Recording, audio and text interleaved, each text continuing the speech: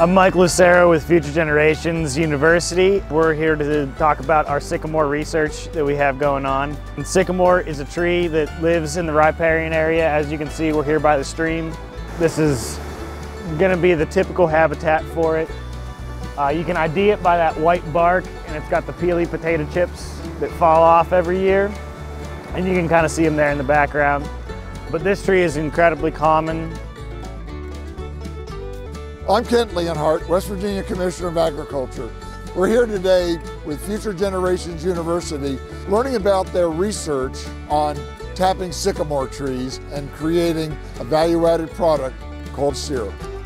We're just going to go in, keeping the drill running the whole time. Drill it in until it stops, and then keep the drill running, pull it right back out. Tap it real light until it goes about a quarter of the way in. We'll give it a try right here. That was easy. That looks like about right. Should be able to move it, perfect. And then we'll just hook it up to our bucket here. Okay, we're ready to roll. We should start seeing some sap when it warms up a little bit. Yeah, once we get the tree thawed out, we'll be ready to go. Good deal. Thank you very much. Yeah, thank you.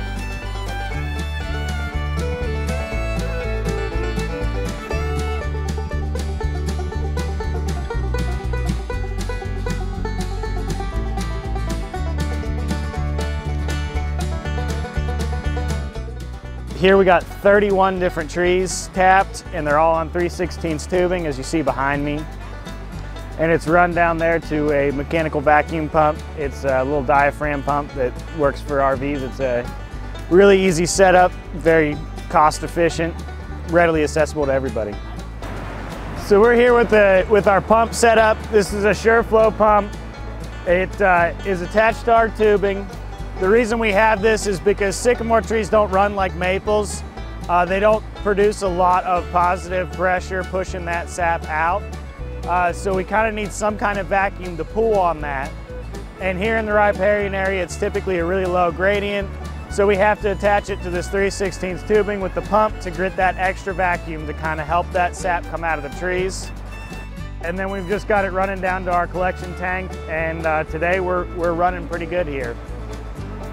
The other thing about sycamore is that it not only doesn't flow as well as maple, it's got a much lower sugar content. So today we're running at 0.6% sugar. So what makes it really cost effective is if we have an RO. And here we have our RO bucket.